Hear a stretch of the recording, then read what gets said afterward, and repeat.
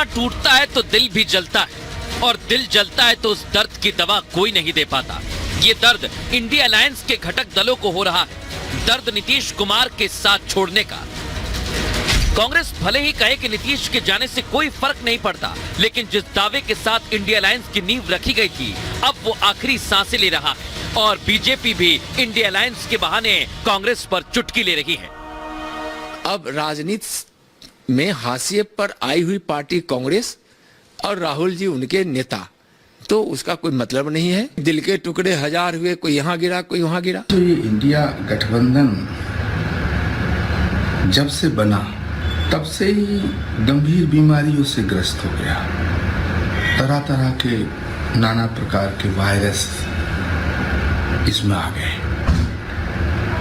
फिर आईसीयू में चला गया और अंत में वेंटिलेटर पे गया, और फिर कल नीतीश जी ने इसका अंतिम संस्कार कर दिया। पहले कांग्रेस को ममता बनर्जी ने ठेंगा दिखाया, फिर केजरीवाल ने पंजाब में गठबंधन करने से इनकार कर दिया। इसके बाद अखिलेश यादव कांग्रेस को 11 सीट देकर अपने इरादे साफ करते हैं। रही सही कसर इंडिया अलायंस के जन्मदाता नीतीश कुमार ने पूरी कर दी। ऐसे में कांग्रेस का तिलमिलाना लाजमी है। सो कांग्रेस अध्यक्ष मल्लिकार्जुन खड़गे ने वोटर्स को एक बार फिर भड़काने की कोशिश की।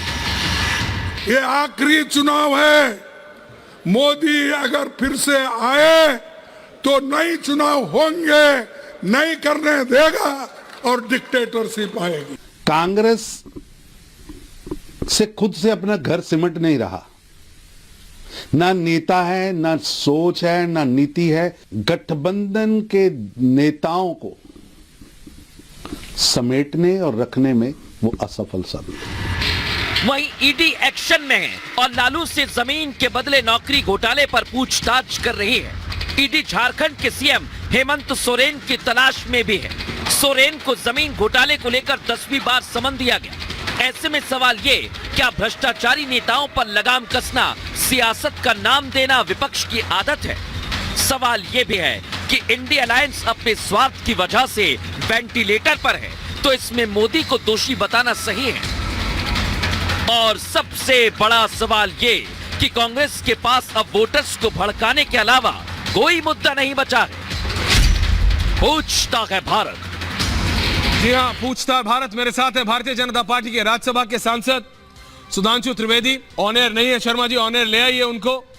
मेरे साथ स्टूडियो में बैठे हैं मनोज कुमार सिंह, वरिष्ठ पत्रकार हैं। पंकज शर्मा जी मेरे साथ हैं।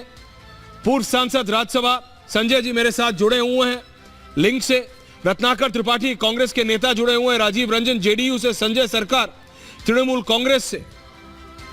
ऑडियो जा रहा है सुधांशु जी को। सुधांशु जी, मैं आप ही से शुरू कर रहा हूं। जब भी मैं विपक्ष से पूछता हूं कुछ भी सवाल, तो बोलते हैं देश को बचाना है। तो देश को कौन बचाएंगे? भगौड़े मुख्यमंत्री हेमंत सोरेन, या देश को लालू जी बचाएंगे, जो पिछले पता नहीं कितने सालों से पहले चारा घोटाला, फिर ये घोटाला, मतलब क्या मॉडल दे रहे हैं? आप इनसे पूछिए तो मोदी की बुराई करने के लिए सबसे आगे हैं, but what is the alternative that they have? देखिए, जो आज कहते हैं देश को बचाना है, तो इनको देश उन शक्तियों से बच के निकला है जब भारत में कौन सा इलाका था जहां धमाके नहीं होते थे। दिल्ली से लेके मुंबई तक, चेन्नई से लेके हैदराबाद तक, गया से लेके गुवाहाटी तक, लखनऊ से लेके फैजाबाद तक, जयपुर से लेके नागपुर तक चलती ट्रेन, चलती बस में धमाके होते थे। आज वो दक्षिण कश्मीर के 4 जिलों तक जाके सीमित हो गए हैं। और इतना ही नहीं, मुंबई का हमला होता था, उसके बाद शर्म एल शेख में ये डिक्लेरेशन साइन करते थे, ज्वाइंट डिक्लेरेशन पाकिस्तान के साथ, और कहते थे कि आतंकवाद से शांति वार्ता प्रभावित नहीं होगी। तब ये कहते थे देश बच रहा था। वो स्थिति थी जब इंडिया को फ्रेजाइल 5 में माना जाने लगा था। ब्रिक्स में कहा जाने लगा था कि भारत जो है अब ब्रिक्स में रह पाएगा या नहीं, यह स्थिति बन गई थी।